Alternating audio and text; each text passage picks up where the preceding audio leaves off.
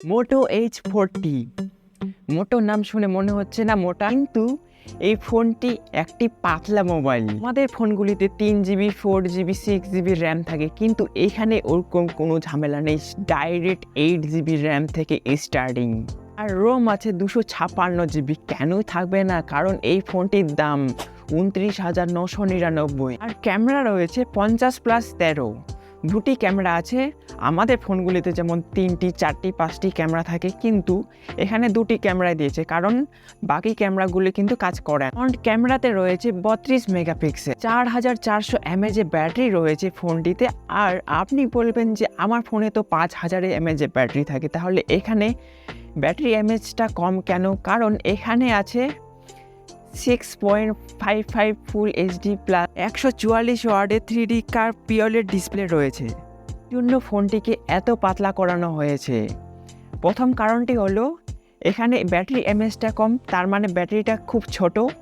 আর এখানে ডিসপ্লে আছে পিওলের ডিসপ্লে, এই জন্যে কিন্তু ফোনটিকে এত স্লিম বানানো হয়েছে। ফোনটি আপনি 30 মিনিট পর্যন্ত জ্বলে চুগিয়ে রাখতে পারবেন, কারণ এখানে রয়েছে বিশ্বের প্রথমবার IP68 রেট এবং সাথে রয়েছে হারমেট্রিক সিল। সব প্রোটেকশন থাকার জন্য আপনার ফোনটিকে জল বা অন্য নোংরা জাতীয় কোনো কিছু থেকে বাঁচাবে। এই ফোনটি যেমন পাতলা, তেমনি আবার এই ফোনটি কিন্তু হালকাও আছে। আপনি যখন এই ফোনটি ধরে থাকবেন তখন মনে হবে যে না, আমি একটি প্রিমিয়াম ফোন ধরে আছি। আপনার কখনোই মনে হবে না যে এই ফোনটি একটি সস্তা ফোন। ফোনটি দেখতে যেমনই হোক, পারফরমেন্স যদি না ভালো হয় তাহলে ফোনটি কিন্তু নিয়ে বেকার হবে। কারণ এখানে প্রসেসর আছে ডায়মেনসিটি 8020। এই প্রসেসরটা কী লেভেলের প্রসেসর আমি বলে দিচ্ছি, তাহলে আপনি বুঝতে পারবেন যে এটি কী ধরনের প্রসেসর।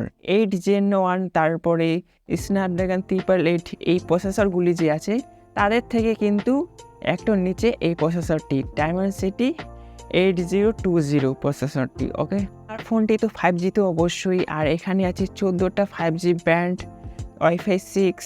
ফোনটি 10 মিনিটে চার্জ হয়ে যাবে, তার কারণ এই ফোনটিতে আছে 800 ওয়াটের ফাস্ট চার্জার। আর ফোনটি 15 ওয়াটের ওয়্যারলেস চার্জারও সাপোর্ট করে। যারা ভিডিও ছবি তোলে তাদের জন্য এই ফোনটি ভালো হবে। আপনি যদি চান যে আমি পাতলা স্লিম হালকা একটি ফোন, সুন্দর দেখতে হবে, এরকম যদি ফোন চাচ্ছেন 30,000 টাকা দামের মধ্যে, তাহলে এই ফোনটি আপনার জন্য হতে পারে। আর এই ফোনটি যদি আপনি গেমিংয়ের জন্য কিনতে চান তাহলে অবশ্যই কিছুদিন ওয়েট করতে হবে। এই প্রসেসরটা তো নতুন প্রসেসর, তার জন্য সঠিক বলা যাচ্ছে না যে এই প্রসেসরটা কেমন হবে। কেনার পরে যদি গরম হয়ে যায় তাহলে এই ফোনটি নেওয়া কিন্তু বেকার হয়ে যাবে।